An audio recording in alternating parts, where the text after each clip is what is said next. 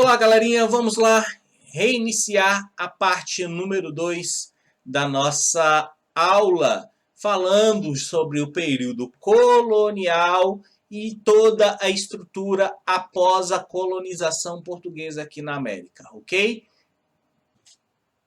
Então, indo para o período colonial, vamos lá. Período colonial de 1530, tá bom? Até 1822, tá bom? 1822, 1522. Período colonial. Vamos falar agora sobre o período colonial que vai iniciar no ano de 1530. O que é o período colonial? No final da década de 520, o rei de Portugal enfrentava sérios problemas. O comércio português no Oriente estava em decadência, como eu havia falado para vocês na aula anterior, tá? Devido à concorrência francesa, concorrência inglesa e holandesa no comércio de especiarias na Europa. Corria o risco de perder parte do território brasileiro para os franceses, que já tinham tentado invadir o Brasil e colonizar a região ali do Rio de Janeiro, tá? E ali para explorar o pau-brasil, tá? O pau-brasil já estava se escasseando, ou seja, já devido à intensiva exploração do pau-brasil, eles já estavam acabando ali. E não havia uma outra fonte de lucro para os portugueses. Era cada vez maior esse escasseamento do pau-brasil, o número de piratas também nas costas brasileiras. Lembrando que os piratas, principalmente a coroa inglesa, pagava para piratas que existiam durante o período vir e pegar os produtos que aqui tinham para o Brasil e levar para a Inglaterra, tá bom? Não eram navios ingleses que vinham para cá e comercializava com os indígenas brasileiros, né? Os ingleses pagavam piratas para justamente vir aqui e levar até a Inglaterra o pau-brasil. Então nós temos aqui uma decadência, uma fragilidade econômica português em Portugal a partir de 1530, tá bom? E nós temos o quê? A necessidade agora de colonizar esse novo território a fim de quê? Fazer que esse novo território descoberto pelos portugueses gerasse lucro para Portugal, tá bom? Então nós vamos ter as expedições exploradoras. O que é exploradoras e colonizadoras, tá? E o que foram as expedições colonizadoras? São expedições para povoar o Brasil de portugueses. A primeira expedição exploradora, ela vai iniciar em 1530 através desse cara aqui, ó, Martim Afonso de Souza. Ele vai sair lá de Portugal. Essa linha vermelha é a linha no qual Martim Afonso de Souza vai sair de Portugal, chegar até o Brasil, na região de Itamaracá, e vai o quê? Descer através daquela rota das expedições exploradoras, tá? E das expedições guarda-costas, e ele vai chegar até a região onde se encontra Portugal, tá bom? Ele vai invadir ali a região que é domínio da Espanha, tá bom? E vai voltar. Outras expedições exploradoras. Nós temos outras expedições exploradoras que nós vamos ter é de Pedro Lopes de Souza, Diego Leite e as expedições para o interior. Essa de Diego Leite é justamente a chegada em Itamaracá e explorar a região norte, no qual Martim Afonso de Souza não havia explorado na sua expedição. Tá bom? Então, com essa expedição de Martim Afonso de Souza e Diego Leite, nós vamos ter toda a região que está aqui em amarelo, dominada pelos portugueses. Essas regiões são espanholas, essa é a região de Portugal. Eles vão o quê? Explorar todo o território, todo o litoral da América Portuguesa. O que é a América Portuguesa? É essa região aqui, tá bom? Em amarelo. Ok? E nós vamos ter expedições de interiorização, explorar o interior. Por que a necessidade de explorar o interior? Justamente para verificar se nessa região do interior tem riquezas a serem exploradas e enviadas para Portugal, tá? Ok? A gente verificou aqui, ó, que essa região eles vão até ultrapassar o limite do Tratado de Tordesilhas e invadir a região que pertence à Espanha, tá bom? Mas aqui, ó, nós vamos ter uma intensificação dessas expedições do interior mais para frente com os bandeirantes, que nós vamos dar um conteúdo mais para frente, ok? Então, nós temos a expedição colonizadora de Martim Afonso de Souza, que vai de 1530 até 1534. Em 1530, o rei Dom João III organizou a expedição colonizadora de Martim Afonso de Souza. E quais foram os principais objetivos de Martim Afonso de Souza? Nós vamos verificar justamente agora. O que Martim de Afonso de Souza fez? Realizou várias expedições para o interior, que são as chamadas expedições de entradas. Entradas aonde? No interior do Brasil, tá bom? Para explorar o território e principalmente em busca de metais preciosos, tá bom? Aquelas setinhas que eu mostrei para vocês no mapa anterior são expedições de entradas. Explorou o litoral do Maranhão até o Rio do Prata, ou seja, é aquela expedição litorânea que vai até a região sul da América Portuguesa. Iniciou a distribuição de sesmarias. O que é sesmarias, gente? Professor, não sei o que é sesmarias. São 6 Marias? Pessoas com nome de Marias? Não. Sesmarias era o nome dado a pequenos partes de terra, ou seja, eram pequenos sítios onde eram dados para pessoas interessadas em habitar esses sítios, que antes era chamado de sesmarias. Qual o objetivo da distribuição de sesmarias? Colonizar e povoar, tá bom?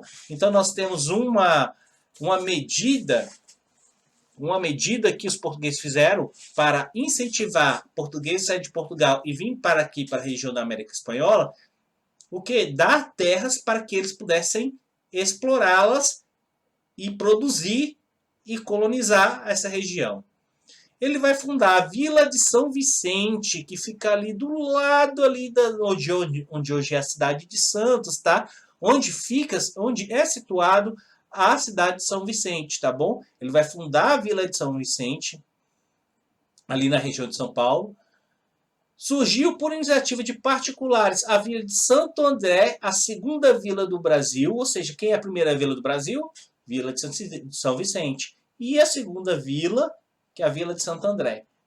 Trouxe os primeiros escravos africanos para o Brasil em 1532, ou seja, nós aqui já temos a mão de obra negra sendo introduzida aqui no Brasil por Martim Afonso de Souza, tá bom? Introduziu a cultura da cana-de-açúcar no Brasil e fundou o primeiro engenho na Vila de São Vicente. Então, qual o objetivo de plantar cana-de-açúcar e produzir cana-de-açúcar aqui no Brasil? É uma tentativa de explorar o Brasil, tá? Produzir algo que tenha grande valor na Europa para ser levado para a Europa e ser vendido para Portugal. Entenderam? Então, o açúcar também é um produto nobre. Então, nós temos aqui a introdução da cultura de cana-de-açúcar aqui no Brasil, ali na região da Vila de São Vicente. Porém, ela vai produzir sim, mas a gente vai ver que tem uma região que vai produzir açúcar que nem ouro mais para frente, tá bom? Esse engenho de cana-de-açúcar chama engenho do governador, certo? E em 1534 ele vai retornar para Portugal, atendendo uma ordem do rei Dom João III, ok?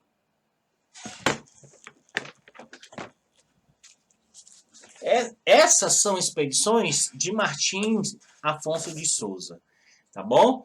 O primeiro português a explorar ativamente o Brasil durante o período colonial após 1530, ok? Vamos lá agora falar sobre a estrutura administrativa da colônia. O que é uma estrutura administrativa? É simplesmente como a colônia se organiza, tá? Nós hoje não temos uma estrutura, nosso estado, nosso país não é dividido através de uma estrutura administrativa, ou em estados, onde cada estado tem o seu prefeito, cada prefeito tem os seus funcionários. É isso que vai ser determinada aqui após 1530. Como o Brasil vai se organizar administrativamente, ok? A notícia da descoberta de metais preciosos na América Espanhola acentuou a necessidade de Portugal de apressar a colonização, ou seja, trazer portugueses para viver aqui no continente americano. Em 1534, o rei Dom João III resolveu implantar no Brasil o sistema de capitanias hereditárias. O que é capitania hereditária? É a forma no qual vai ser dividido a América Portuguesa, tá bom? Que já havia sido utilizado com grande sucesso nas colônias portuguesas de Cabo Verde, da Madeira e das Canárias na África. Ou seja, é uma estrutura, as capitanias hereditárias já era uma estrutura utilizada pelos portugueses em outras regiões que eles dominavam, que tinham dado certo, que eles agora vão o quê? Implementar aqui no Brasil, na América Portuguesa. O que são as capitanias hereditárias? Capitanias hereditárias. O território foi dividido em 15 lotes, ou seja, o Brasil foi dividido ali em 15 partes, tá bom? Vai ter um momento que vai ter mais capitanias hereditárias. Se eu não me engano, vai chegar a 22 capitanias. Mas, de primeiro momento, Dom João vai organizar a estrutura do Brasil colonial, Brasil colonial, em 15 áreas, tá bom? Em 15 lotes, constituindo o quê? 14 capitanias, tá bom? Doadas a 12 pessoas, ou seja, vai ser doadas, cedidas para 12 pessoas, e essas pessoas, na sua maioria, membros da burocracia estatal portuguesa, ou seja, eram aquelas pessoas mais próximas do rei. Então o rei vai escolher dentro do seu núcleo de convivência pessoas e o rei vai doar, entre aspas, doar esses lotes para essas pessoas com o objetivo que elas povoassem e explorassem esses lotes doados pelo rei em Portugal. O que são, como foi dividido esses lotes? Aqui são as capitanias hereditárias, tá? Nós temos o quê? Primeiro, o Maranhão, duas capitanias do Maranhão, que é o segundo quinhão, que é a parte mais extrema, e o segundo quinhão. Nós temos a capitania do Ceará, a capitania do Rio Grande, a capitania de Itamaracá, a capitania de Pernambuco, a capitania da Bahia de Todos os Santos, a capitania de Ilhéus, a capitania de Porto Seguro, a capitania do Espírito Santo, a capitania de São Tomé, a capitania de São Vicente, tá? A capitania de Santa Amaro, a capitania de São Vicente, primeiro quinhão, e a capitania de Santana, tá bom? Por isso que são 12 pessoas, porque nós temos o quê? Duas capitanias sendo exploradas por uma pessoa só, tá? Não são 15 capitães donatários. Capitães donatários era o nome dado à pessoa que recebia esses lotes do rei, tá bom? Essas são as capitanias hereditárias. Porém, aqui nós temos direitos e deveres. Tanto direitos e deveres do rei aos capitães donatários, tanto direitos e deveres dos capitães donatários diante do rei, tá bom? Então nós temos o quê? Um contrato de obrigações, de direitos e deveres entre o rei de Portugal e os capitães donatários, tá? Os direitos e deveres, tanto do rei quanto dos capitães donatários, foram estabelecidos pela Carta de Doação e a Carta Foral. O que é a Carta de Doação? É a carta dada justamente pelo rei aos capitães donatários. E a Carta Foral são as obrigações que o capitão donatário tem com o Reino de Portugal, tá? Vamos lá, Carta de Doação. O que é a Carta de Doação? Documento que transferia a posse da terra, não a posse, somente a posse da terra, tá? A capitania ao capitão donatário. Quem era o capitão donatário? Aquele que recebe um dos lotes de terra, tá bom? Aqui nós temos uma carta de doação, a carta de doação a Fernão de Noronha, tá bom? Com a morte do capitão donatário, a administração da capitania passaria para os seus descendentes. Por isso o nome capitania hereditária. A doação era de forma hereditária, passava de pai para filho. Então, se Martim Afonso de Souza, por exemplo, é um donatário, se ele morrer, a capitania não volta para o rei, ela passa para o seu filho, filho de Martim Afonso de Souza, tá bom? E ele tem as obrigações estabelecidas através da carta de doação e na carta foral. Ele vai dar continuidade ao trabalho do pai na capitania. Entendeu? Ele passa de pai para filho. Por isso que o nome se chama capitanias hereditárias. É hereditário, passa de pai para filho, ok? Carta foral. O que está escrito na carta foral? São os direitos e deveres do capitão donatário, tá bom? Perante ao rei. E quais são os direitos e os deveres do capitão donatário? Direitos: aplicar a justiça, ou seja, organizar uma estrutura de justiça, tá bom? Para ter um controle da sua capitania. Escravizar indígenas para que eles trabalhassem nessa capitania e doar sesmarias, ou seja, doar pequenos lotes de terra para atrair pessoas de Portugal para povoar e explorar o Brasil, tá bom? Essa era uma política utilizada pela Portugal para colonizar o Brasil, tá bom? Ou seja, doar terras, dar terras para portugueses para que eles pudessem o quê? Colonizar o Brasil. E os deveres? Fundar povoados, tá bom? Ou seja, através de quê? Das sesmarias. Cobrar impostos. Imposto para quem? Para o rei de Portugal. E defender o território. Isso aqui, ó, cobrar impostos é uma maneira de quê? De lucrar, dar lucro à metrópole portuguesa e colonizar, fazendo que as pessoas que aqui viveriam pudessem defender o território de futuras invasões, tá bom?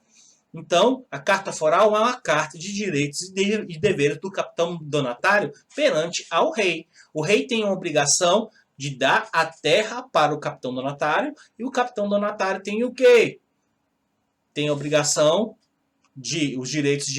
seus direitos dentro da capitania e os deveres também perante a metrópole portuguesa. E aqui nós temos a carta foral, um exemplo de uma carta foral cedida pelo rei português a um capitão donatário, ok? Privilégios metropolitanos. O que é um privilégio metropolitano? É justamente os benefícios que Portugal vai ter com a adoção das capitanias hereditárias no Brasil, tá? Quais são os principais privilégios de Portugal com as capitanias hereditárias implementadas aqui no Brasil? Primeiro, ele vai ter um controle da exploração do pau-brasil, ou seja, somente Portugal vai explorar o pau-brasil, lembrando que nós tivemos invasões aqui, que também o objetivo era explorar o pau-brasil, lembro dos piratas que eu falei na aula para vocês? Então aqui, povoando e colonizando, e tendo uma obrigação, o capitão donatário, a obrigação de proteger o território, nós vamos ter o quê? Um controle maior da região, fazendo que Portugal explore 100% do pau-brasil, tá bom? 100% sobre as drogas do sertão. O que são drogas do sertão? São produtos utilizados, são as especiarias, na verdade, são as especiarias da América, tá bom? Aqui vão se encontrar cacau, aqui vai se encontrar vários produtos que não tinham nem na Ásia e não tinha nem na Europa. E esses produtos eram chamados de drogas do sertão, tá? E Portugal tinha o quê? O monopólio sobre esses novos produtos que aqui eram encontrados e eram levados para Portugal. 20% sobre metais e pedras preciosas que eram achados nas capitanias hereditárias. Ou seja, era um imposto que todo metal precioso ou terra preciosa que era achado pelo capitão donatário, 20% era o quê? Da coroa portuguesa, tá bom? e 10% sobre o lucro da produção agrícola. Lembra que eu falei para vocês sobre o início da produção de cana-de-açúcar lá em São Vicente? Então, tudo que era produzido, 10% que era produzido, era enviado como lucro para a coroa portuguesa. Assim, a coroa portuguesa terceirizava a proteção, ou seja, ela jogava nas mãos de terceiros a obrigação de proteger o território, de explorar o território, e ela ainda lucrava com essa exploração. Tá? Ela lucrava com a colonização do Brasil. Esses são os privilégios da metrópole portuguesa. Tá bom? Nós temos agora os motivos e as consequências dessa forma de colonização aqui na América Portuguesa. Primeiro, quais foram os motivos para implementar as capitanias hereditárias aqui no Brasil, aqui na América Portuguesa? Portugal já havia aplicado essa administração em outros territórios, lá nas ilhas que ela dominava lá na África. Transferência das despesas para os donatários, ou seja, Portugal não tinha despesa. É aquilo que eu falei para vocês. Portugal agora não tem que enviar mais funcionários reais para fazer o quê? Proteger o território. Essa obrigação é dos capitães donatários, tá bom? Que está lá nas cartas de obrigação, na carta foral e na carta de posse dos capitães donatários, tá bom? Na carta de doação, tá bom?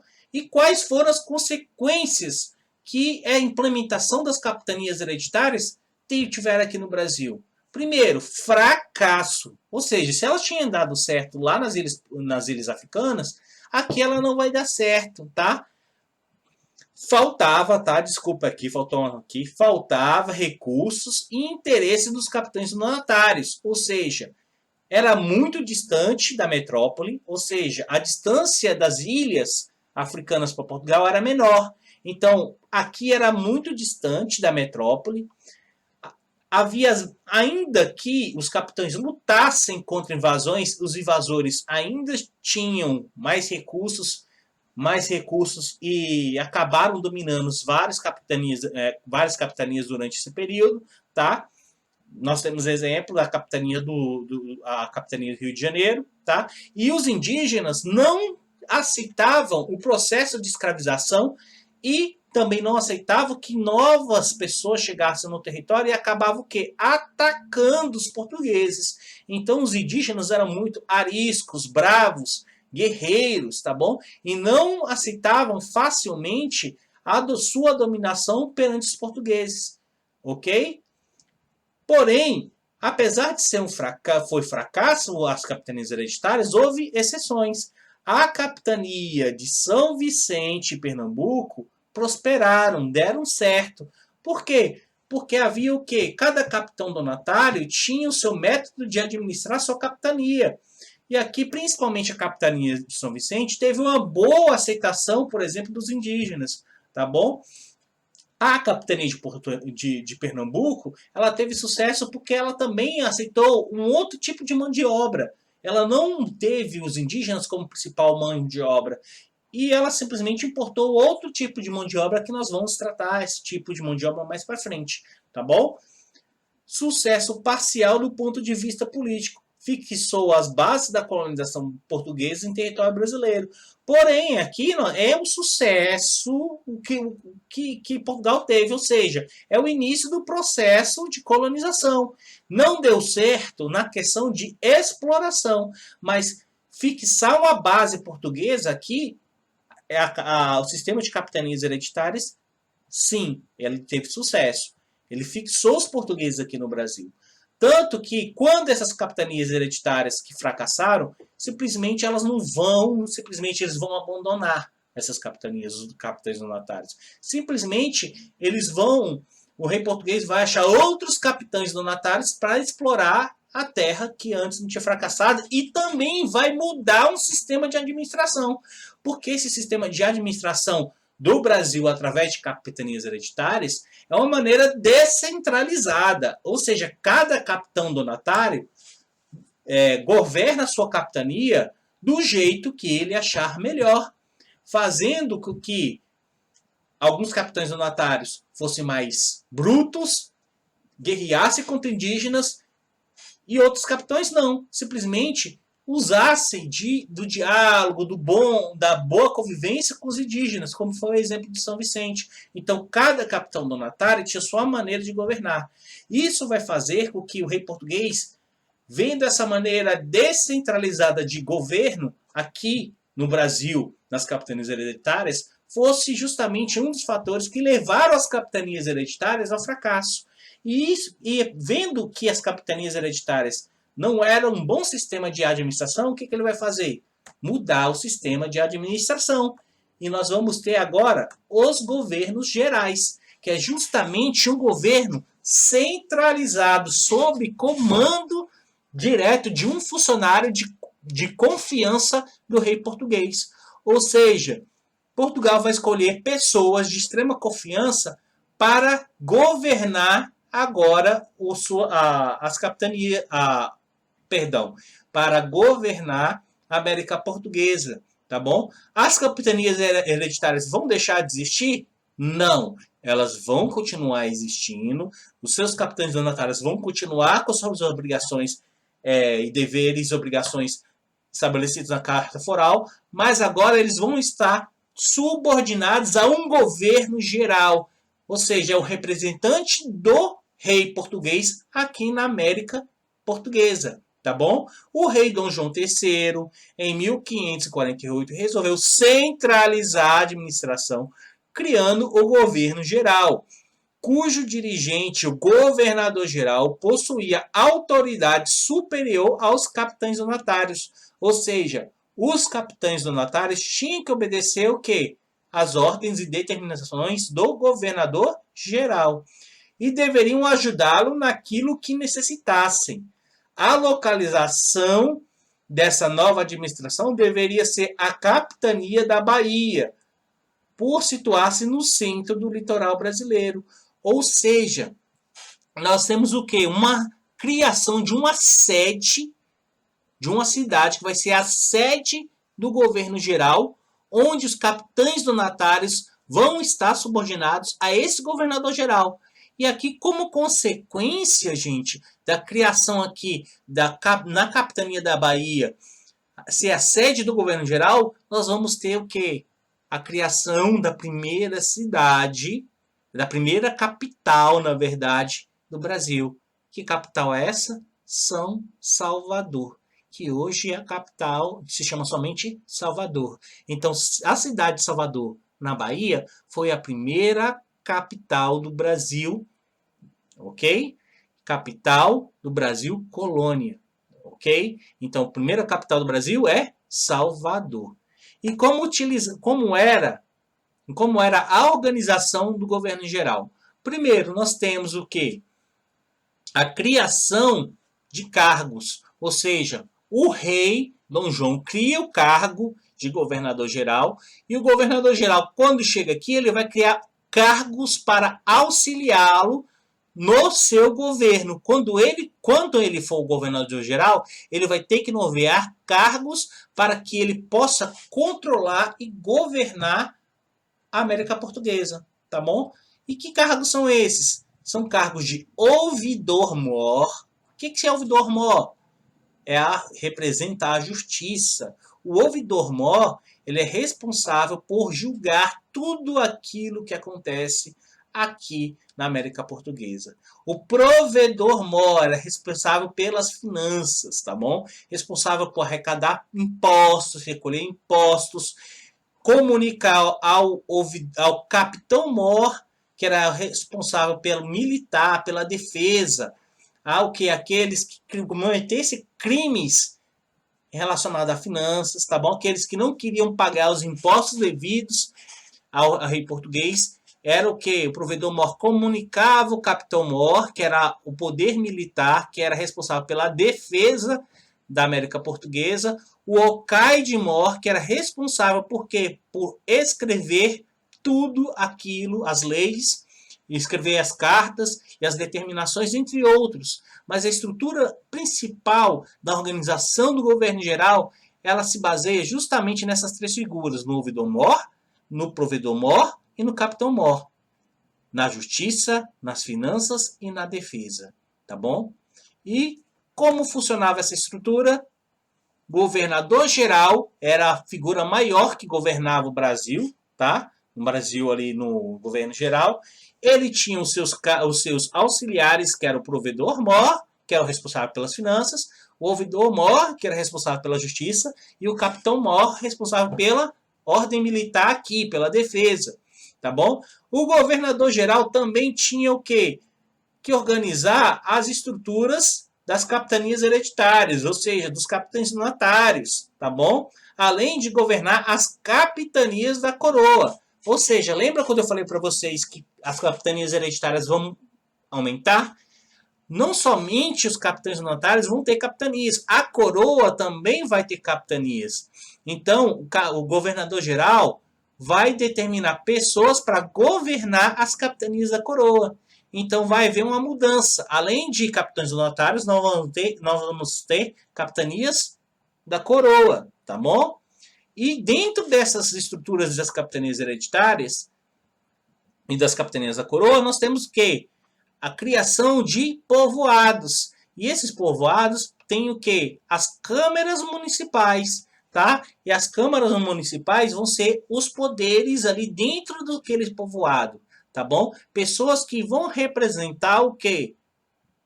Aquele povoado, que vão governar aquele povoado, que vão estar subordinados tanto aos capitães notários, tanto aos capitães da coroa. E os capitães da coroa e os capitães da coroa e os capitães notários subordinados ao governo geral. É toda uma estrutura de organização política e administrativa aqui após a colonização portuguesa, ok? Principais governadores e estrutura, tá? Dentro do governo geral, lembrando aqui, gente, que também, mais para frente, por ser um grande território, o governo geral vai ser dividido em dois. O Brasil vai ser dividido em dois, em Brasil Norte, Brasil Sul. E cada região dessa, Norte e Sul, vai ter também um governador geral, tá bom? Então, nós vamos ter aqui, ó, como funcionava o governo geral. Ele foi consolidado em 1548. Qual era o objetivo? Complementar o sistema de capitanias, ou seja, centralizar o poder das capitanias em uma pessoa só, não mais nos capitães donatários. Quem eram os seus auxiliares? Capitão-mor, responsável pelo militar, ouvidor-mor, responsável pela justiça, e provedor-mor, responsável pelas finanças, de prover financeiramente as capitanias, a região da América Portuguesa. E quais foram os principais governadores gerais? Nós temos Tomé de Souza, olha aqui a figura dele, de Tomé de Souza. Quais foram as principais ações de Tomé de Souza durante seu governo? Incentivar os engenhos de cana-de-açúcar, a produção de açúcar aqui na América Portuguesa. É durante seu governo que os jesuítas vão chegar aqui no Brasil. Quem são os jesuítas? É uma ordem da igreja, lembrando que o reino português é muito ligado à igreja, e os jesuítas tinham a missão justamente de quê? De vir lá de Portugal, chegar aqui, converter os nativos à religião católica, ou seja, converter os indígenas à religião católica e também a educação, ou seja, educar tanto os indígenas para a catequese e também educar os colonos que aqui viviam, tá bom? Sede do governo é na Bahia, tá bom? Depois nós vamos ter Duarte da Costa, tá bom? Que vai ter justamente conflitos com os colonos e com os jesuítas, tá bom? Durante seu governo, confronto com os indígenas e vai haver a invasão dos franceses aqui no Rio de Janeiro, que vai ser a criação da cidade do Rio de Janeiro, tá bom? Início da criação da cidade do Rio de Janeiro, tá bom? Mendiçá, fim da Confederação dos Tamoios, que é justamente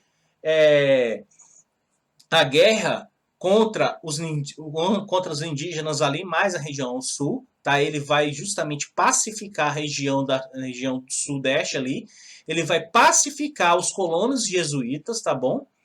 E vai expulsar os franceses do Rio de Janeiro, tá bom? E ali fundar uma cidade já como uma segunda cidade mais importante do Brasil colonial, que é o Rio de Janeiro, ok? Então, galerinha, essas são as principais fatores que eu tenho para falar para vocês sobre o processo de colonização da América Portuguesa. E nas próximas aulas nós já vamos verificar o que? Como vai ser o enriquecimento e como vai ser, principalmente, com a colonização e exploração da América Portuguesa, o sucesso que vai ser causado durante dessa colonização da América Portuguesa. Nós vamos ver aqui a exploração e comércio da cana-de-açúcar, nós vamos ver, nós vamos verificar a exploração de metais preciosos aqui na América Portuguesa, ok? E aqui é somente para a gente ter o início de como se deu a colonização e a chegada dos portugueses e como eles se consolidaram aqui nos primeiros anos pós-descobrimento do Brasil, ok? Ficamos por aqui na aula de hoje. Forte abraço e até a próxima aula.